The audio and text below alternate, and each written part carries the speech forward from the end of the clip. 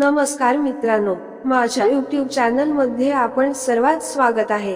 माझे नाव विनोद आहे आणि मी गावात राहत होतो। माझे वय 24 आहे आणि मी दिसायला एकदम ठीक आहे।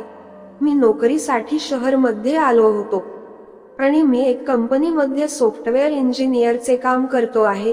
इथे माझा एक जुना मित्र पण आहे आणि तो आपल्या बहिणी बरोबर राहत होता। ते दोघे इथे जॉब करत होते। ती पाहायला सुंदर होती, पण त्यावेळी माझ्या मनात तिच्याबद्दल काहीच नव्हते। माझे तिच्या घरी येणे चालू झाले होते आणि मग आमची मैत्री पण हळूहळू वाढू लागली होती। आता आम्ही बाहेर भेटायला लागलो होतो आणि आम्ही अनेक वेळा फिरायला पण गेलो होतो। तिला माझ्या बरोबर फिरणे आणि मला पण तिच्या बरोबर राहणे खूप पसंत होते।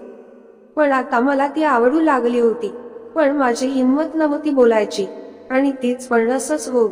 आम्ही एकमेकांना सर्व गोष्टी शेअर करू लागलो होतो। एक दिवस मी तिला भेटायला तिच्या घरी गेलो होतो आणि तेव्हा माझे नशीब चांगले होते आणि तेव्हा ती घरी एकदम एकटी होती आणि आज मला तिच्या बरोबर माझ्या मनामध्ये होते ते सर्व काही बोलून टाकायचे होते। मग मी जेव्हा दरवाजाची बेल वाजवली होती तेव्हा तिने येऊन दरवाजा उघडून दिला होता। मी तर तिला पाहून एकदम खुश झालो होतो, कारण की ती एकदम सुंदर दिसत होती। तिने मला आतमध्ये बोलावले होते आणि मी आतमध्ये जाऊन बसलो होतो। तिने मला पाणी दिले। आता मी आपल्या मनाची गोष्ट बोलायला तयार होतो, कारण खूप दिवसापासून ते मी आपल्या मनात ठेवली होती।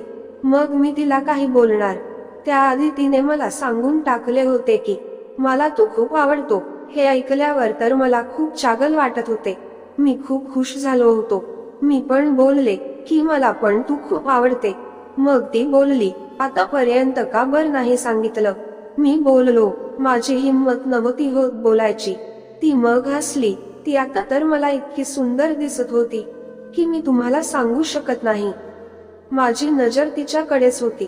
तिच्यावरून जरा पण बाजूला जायला अजिबात तयार नव्हती। ती माझ्याकडे पाहत होती आणि जणू काहीतरी सिग्नल द्यायला तयार होती। मी आता तिच्या जवळ येऊ आणि तरी सुद्धा तू बाजूला सरकली नाही। माझी हिंमत आता खूप वाढली, कारण माझ्या अंगात आग लागली होती आणि तिच्या पण अंगात आग लागली होती। आता आम्हाला रोखणार कोणीच नव्हतं आणि आता जे नाही व्हायचे तेच झालं।